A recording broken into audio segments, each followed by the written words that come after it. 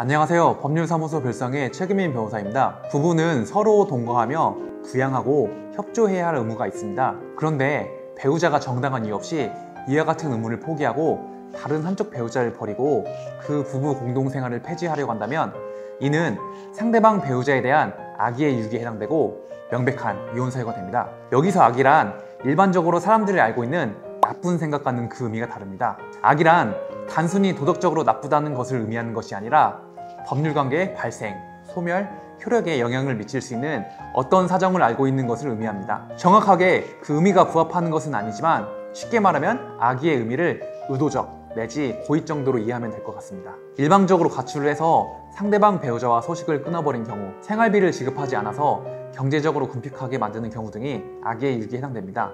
악의의 유기로 인정된 몇 가지 사례들을 소개해 드릴게요. 첫 번째 사례인데요. 불교를 믿는 시어머니가 며느리를 데리고 절에서 기도를 드리는데 시어머니가 기도를 하면서 비정상적인 행동을 했어요. 그러자 며느리가 그 시어머니의 행동을 보고 정신 이상 증세를 보이기 시작했는데요. 사실 남편과 아내는 결혼 전부터 종교적인 문제로 많이 싸웠었나 봐요. 그래서 시어머니가 종교적으로 이상한 행동을 해서 아내의 불교에 대한 적대적인 태도가 더 심해졌어요.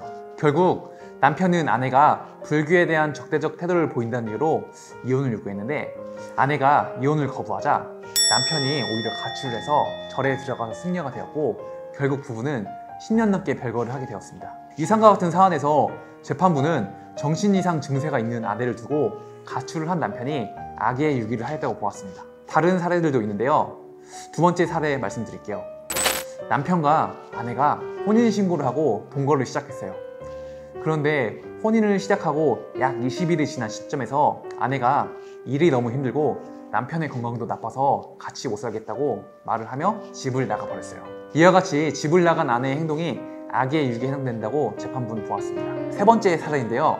아내가 춤바람이 나서 전국 각지를 돌아다니며 3번에 걸쳐서 가출을 했었어요. 그런데 남편은 3번이나 가출을 한 아내를 용서해 주었는데 그 이후에 아내가 또 무단 가출을 해서 행방을 감추자 재판부는 이러한 아내의 행동이 악의의 유기에 해당된다고 보았습니다. 그런데 가출을 하였다고 무조건 악의의 유기에 해당된다고 보진 않습니다. 남편의 폭언과 폭행 때문에 이를 견디지 못해서 친정집에 돌아간 경우, 가정 불화가 심화돼서 남편이 아내와 자녀들로부터 푸대접을 받게 되었는데 가정 불화를 피하고자 일시적으로 집을 나와서 별거를 한 경우, 아내가 소지품을 가지고 자주 친정에 간 경우와 같이 일시적이거나 상대방 배우자와 불화를 피하기 위한 경우에는 가출을 하였다고 이를 바로 악의의 유기로 보진 않습니다. 즉, 일방 배우자의 가출을 악의의 유기로 평가하기 위해서는 부부 공동생활을 폐지하려는 의사가 있어야 합니다. 그렇기 때문에 합의에 따른 별거, 유책 배우자에 대한 동거, 부양, 협조 의무에 대한 이혼 거절은 악의의 유기에 해당되지 않는다고 보아야 할 것입니다. 네, 이상 이혼 사유 중 악의의 유기에 대해서 살펴보았습니다.